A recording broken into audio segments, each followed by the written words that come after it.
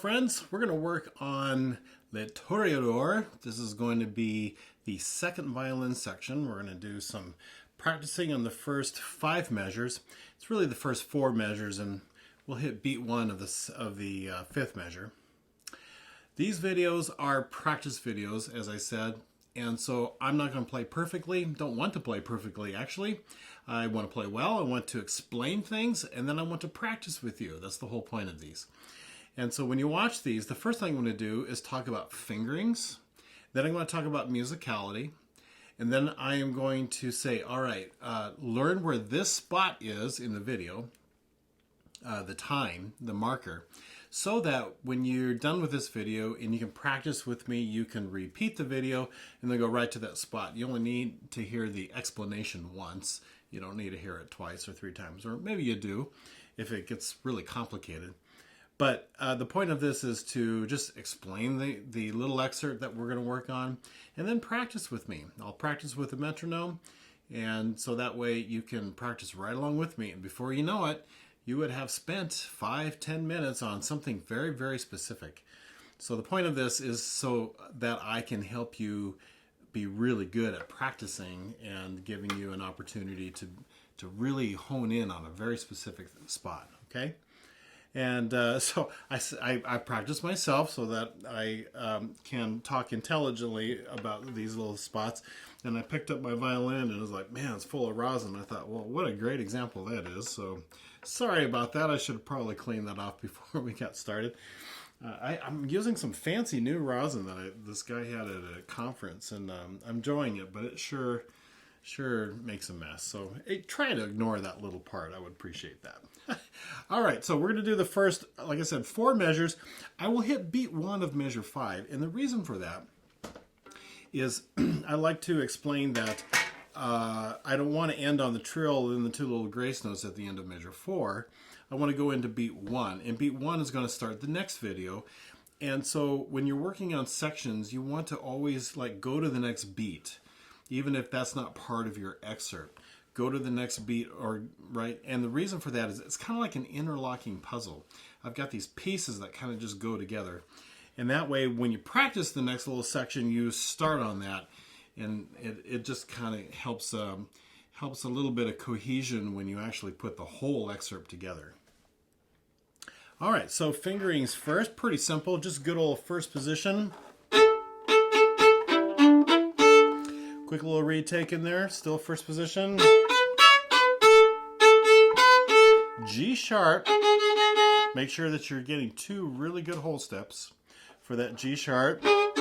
Now, I'm going to suggest that you, on the open A, that you put yourself on a 2nd finger B. I know this seems weird. 2nd finger B, and trill up to the C sharp. And the reason for that is so that I'm ready for A sharp and then B. Okay? That way I'm not doing this and doing a bunch of sliding and stuff like that. Now you might think that, oh, it goes so fast that nobody really hears it. Well, that might be true, but it doesn't hurt you to work on, we call this half position. Some people will just call it alternate fingerings. We kind of do both. It doesn't hurt you to do that, and just to work on a little bit of a different fingering. And then I've got C sharp, and then I gotta scoot up my 3rd finger to catch the D on beat 1, okay? So that's the fingerings. The musicality is it's loud, but you're also playing spiccato. So I want you to avoid this idea that you got to play really with a super heavy bow. You don't have to be crazy at it. I would rather you be clean and then let the numbers of your section help beef up the fortissimo as much as you can.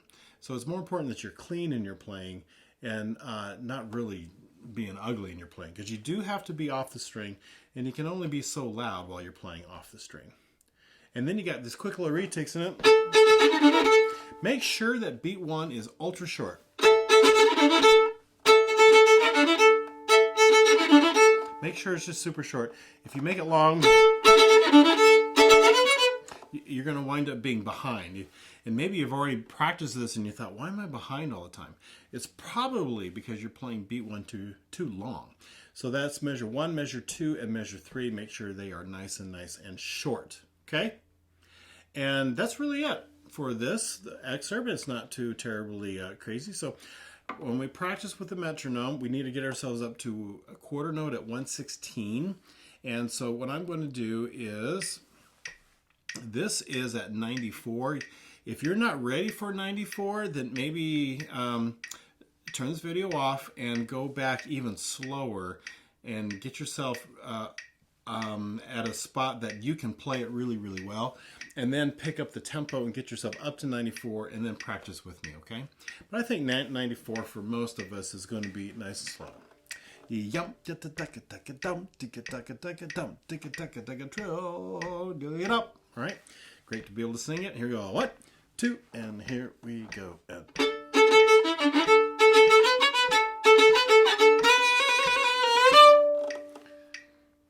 A 1 and 2, and here we go.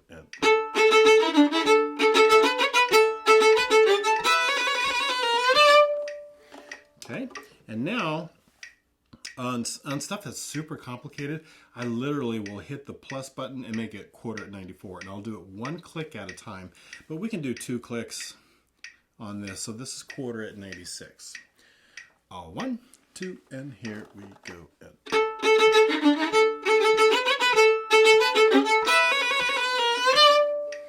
And if you notice, I'm not playing ultra loud or all that kind of stuff because I don't need to. What my goal is with this is to get my fingers to have a little bit of muscle memory about where those notes are. Okay, and so I don't need to play super loud and aggressive and all of that. I can do that when we have rehearsal in orchestra, but I don't necessarily need to do that now. Here we go. 1, 2, and here we go.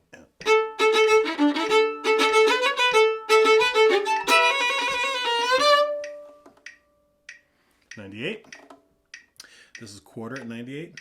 1, 2, and here we go.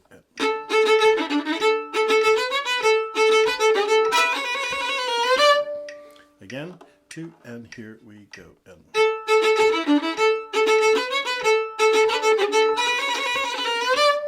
Good. Doing great. Let's keep going. 1. This is 100. 1, 2, and here we go.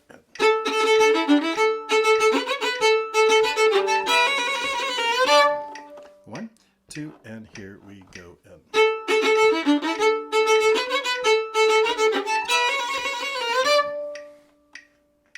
One, 2. 1, 2, and here we go.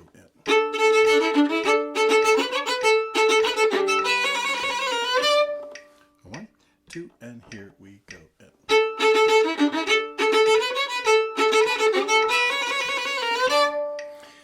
Okay, now I'm going to keep going because it's a video, right? We're practicing.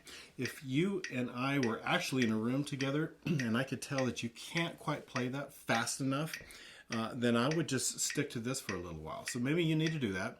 Just use your own metronome. You can just stick to this for a little while. And then once you feel good, then crank up the video again. We'll keep going, okay? But I'm going to keep going. This is 104 now. 1, 2, and here we go.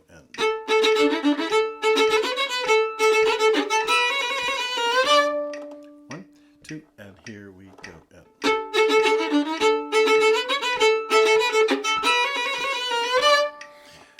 I did mention this video is not really about spiccato.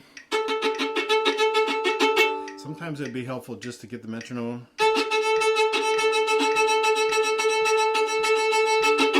Find the spot that it bounces and just work on the bounce. Just do 16ths for a little while. And then when you're good, then go ahead and go back.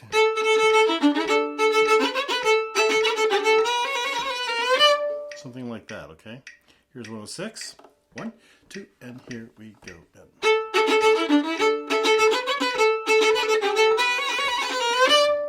So that half note, I have to slow my bow down, and sometimes when you slow your bow down, you want to keep your tone by putting weight into the bow, and sometimes you'll hear me crunch a little bit.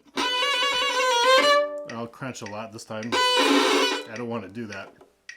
So sometimes I have to guard myself of doing too much weight there. But that's how you keep your tone. A little bit more weight, slow your bow down. Here it is still at 106. 1, 2, and here we go. And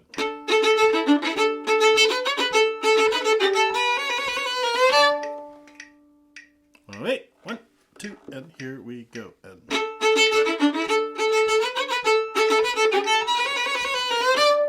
1, 2, and here we go. And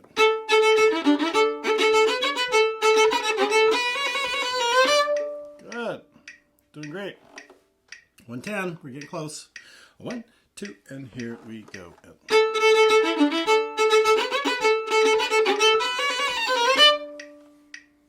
1, 2, and here we go. And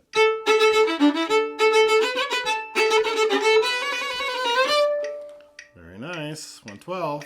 1, 2, and here we go. And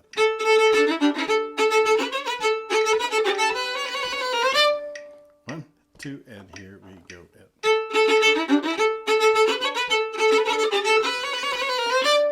very nice. 114. We're almost there. 1, 2, and here we go. And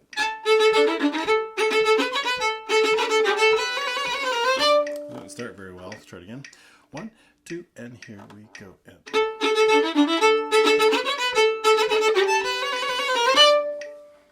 And tempo.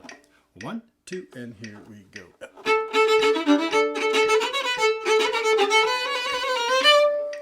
Now I want to show you a trick. That's tempo. And let's say you can do that really well. Well, let's say you can sort of do it. So bump it up a little bit. Here's 118. 1, 2, and here we go. And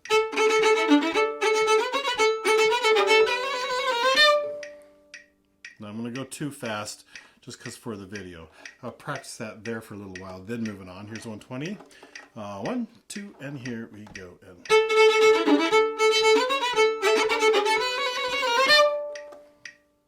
here's 122. 1, 2, and here we go. And we had to get my beat down quite enough. That's all right. 1, 2, and here we go. And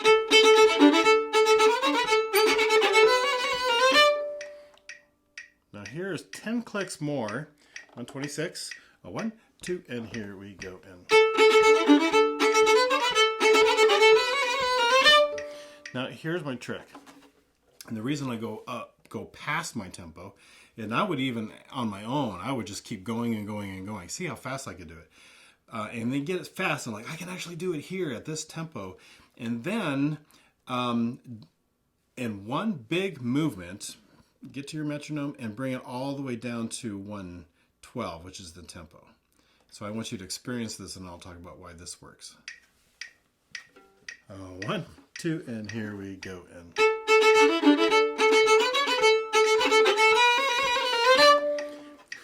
quite a bit slower, wasn't it? And it feels much slower. So here's the idea. If you go fast, fast, fast, fast, fast, and you're able to do it, and then in one big movement, whoom, bring it down, it's kind of like tricking your brain or tricking your muscles a little bit. Because you'll tell yourself, oh, I can do that.